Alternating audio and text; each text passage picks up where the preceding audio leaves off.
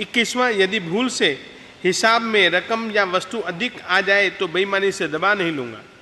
अगर कोई व्यक्ति धरोहर के रूप में अपनी धनराशि चांदी या सोने के आभूषण इत्यादि रख जाए तो उसमें किसी भी प्रकार की हेरा फेरी नहीं करूँगा, नहीं करूँगी। सोच समझकर नहीं दबाऊँगा, नहीं दबाऊँगी। अच्छी वस्तु दिखलाकर खराब वस्तु नहीं दूंगा, नहीं दूंगी। असली वस्तु को नकली बतलाकर किसी से कोई वस्तु नहीं लूँगा। नकली वस्तु को असली बताकर नहीं दूंगा, नहीं दूंगी। लोभवश चोरी का माल नहीं खरीदूंगा, नहीं खरीदूंगी। मैं नींद में सोए हुए की जेब में से कोई भी वस्तु नहीं चुराऊंगा। सोते हुए या जागते हुए कोई भी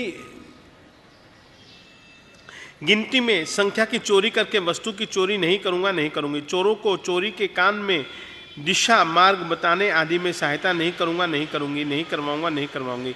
चोर के साथ किसी प्रकार के लेन देन का संबंध नहीं रखूंगा, नहीं रखूंगी। तस्करी स्मगलिंग का काम बिल्कुल नहीं करूंगा, नहीं करूंगी, नहीं करवाऊंगा, नहीं करवाऊंगी। किसी वस्तु के यहाँ से वहाँ, वहाँ से यहाँ करते रूप स्थानांतर करना या छिपाने का कार्य नहीं करूंगा, नहीं करूंगी, नहीं करवाऊंगा, नहीं करवाऊंगी।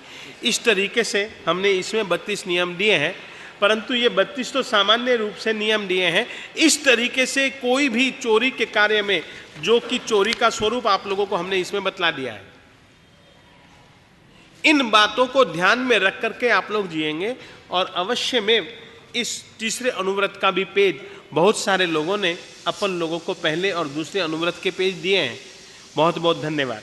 बहुत अच्छा साहस किया है उन लोगों ने, बहुत अच्छा साहस किया है माताओं बहनों ने।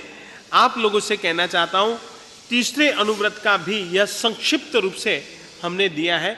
इसमें से भी आप बहुत सारी चीज़ों से अपना बचाव कर सकते हैं। बहुत सारी चीज़ों से आप लोग व्रत मर्यादा में रह करके हमेशा के लिए आप लोग चोरी के कार्य से बच सकते हैं।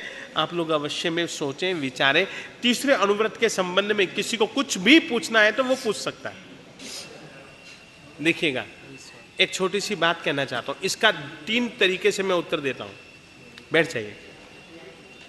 प्रश्न बहुत महत्वपूर्ण है। ये घर घर की समस्या नहीं, व्यक्ति व्यक्ति की समस्या है।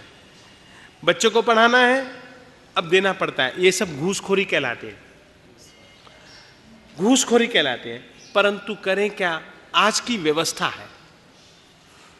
चोरों ने चोरी की व्यवस्था बनाई है, उचक्कों ने उचक्की की व्यवस्था बनाई है। हमारी व्यवस्था है कि यदि हम नहीं स्वीकारते हैं तो हम अपने बच्चों को पढ़ा नहीं पाते हैं। चोरों ने ही ये व्यवस्था बनाई है। अभी अभी मेरे पास में ये आया था, सुरेश आया था। ये सुरेश बापना, उसने कहा कि महाराज आज तो सरकार के खाते में अरबों रुपए जमा हो गए, अरबों रुपए जमा हो गए।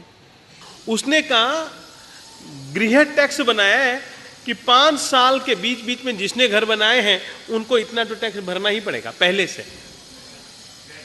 अब वो जो कुछ भी है, अब ये सब क्या है? जमीन हमने खरीदी, हम अपने पैसे से बना रहे हैं, तुम्हारे पैसे से ले नहीं रहे हैं।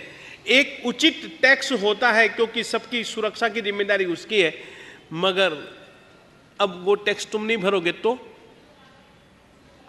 मामला खत्म हो जाएगा। मैं मानता हूं कि ये गलत व्यवस्था है, ये चोरी का एक प्रकार से धंधा है।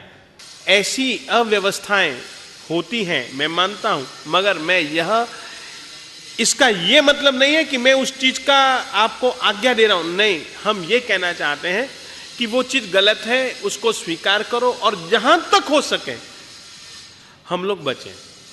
मगर यहां पर नहीं बचते हैं या नहीं बच सकते हैं तो आगार है, आगार है। आपकी विवशता है वह चोरी। मैं आपके कार्य को चोरी तो नहीं कहूंगा, मगर ये लोग चोरी जरूर कहेंगे। ये हमारा मालिक तो उस चीज को चोरी मानेगा। और सचमुच में यदि हम भी सोचें तो यह एक प्रकार से चोरी को प्रोत्साहन तो है। और मैं तुम लोगों से कहना चाहता हूं, हम इस काम से बच सकते हैं, हमें इस काम से बचना ही चाहिए। अभी हम जब यहां आ रहे थे ना, यहां तो मुंबई में हमने जैसे यहां सम्मेलन रखा ना, एक विचार, हम कोशिश करते हैं एक विचार पैदा करें और वो विचार कार्य के लिए पैदा करें। हमारा लक्ष्य तो सही कार्य है।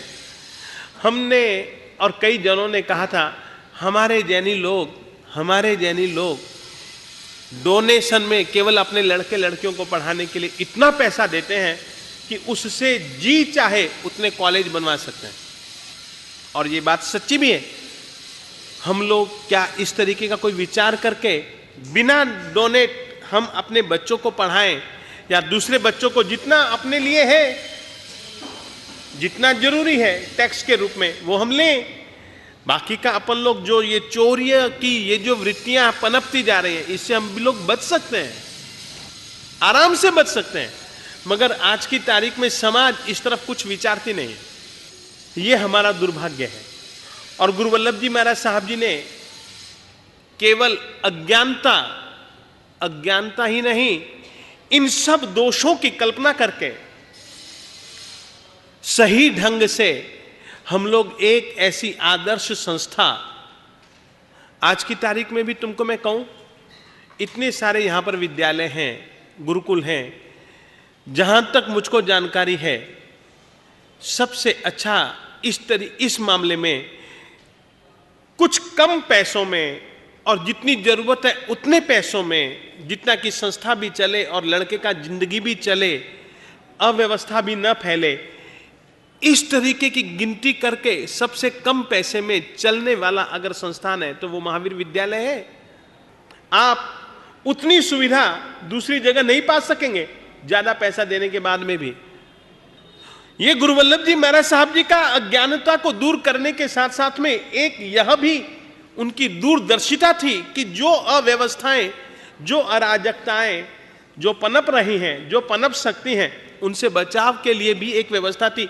और आज की तारीख में तो मैं तुमसे अवश्य में कहना चाहता हूं कि गुरु विजय वल्लभ सुरीश्वर जी महाराज साहब जी का वह विचार आज की तारीख में हमारे जैनत्व की दृष्टि से भी, हमारे श्रावकत्व की दृष्टि से भी, हमारी निजी जिंदगी की दृष्टि से भी, बहुत सारे दूषणों की दृष्टि से भी बहुत उपयोगी विचार है, विचार किया जाना चाहिए।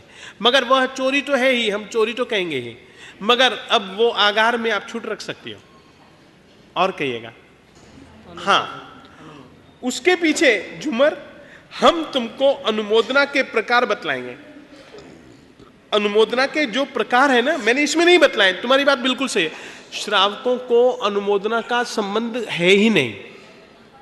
वो क्यों नहीं है वो हम तुमको बतलाएगा। नहीं है ऐसा कह दिया मैंने तो तुम मानना मत, मेरे से पूछना चाहिए तुमको कि महाराज क्यों नहीं है, तो मैं तुमको बतलाऊंगा, निश्चित बतलाऊंगा, मुझे बतलाना ही चाहिए। तुम्हारा सवाल बहुत महत्व का है, मगर तुम लोग बच नहीं सकते हो, इसीलिए इसमें रखा ही नहीं। और कहिए, किसी को कुछ भी पूछना हो तो पूछ सकता है। मिलावट आती हाँ, तो चोरी है ना। अपन को देते समय ये ध्यान रखना चाहिए कि अपन कोई भी चीज शुद्ध दे। अब बात ऐसी है, दूसरे पर तो हमारा कोई अधिकार है नहीं, हमारा अधिकार किसी दूसरे पर नहीं है, हमारा अधिकार हम पर है। चोरी का नियम हमने लिया है, वो करना गलत है, मगर विवशताएं हैं आज की तारीख में। मगर आप लोग खुद तो मत करो, आप लोग तो भेल सेल मत करो। बहुत जन बैठे हैं यहां पर, यानी लोग सोने का धंधा ज्यादा करते हैं, उसमें कितना तांबा और कितना पित्तल और कितना सोना नहीं है। बहुत सारे यहां पर बिल्डर लोग बैठे हैं जैन समाज के, क्या क्या नहीं करते हैं, क्या अपन लोग नहीं जानते हैं? अपन से छुपा हुआ है क्या? और सचमुच में कहें तो आज की तारीख में हमारे ट्रस्टी लॉबी में वे लोगों का एक प्रमुख स्थल है। किसी के लिए भी मैं नहीं कह रहा हूं, सामान्य तौर पर केवल पूना में नहीं, लगभग पूरे भारत में ये स्थिति है, ये स्थितियां हैं भैया। मैं तो केवल किसी की कटनी छटनी नहीं करना चाहता हूं, जो है आप लोगों को बतलाना चाहता हूं, आप लोग समझें और ग्रहण करें और इस मार्ग से बचें।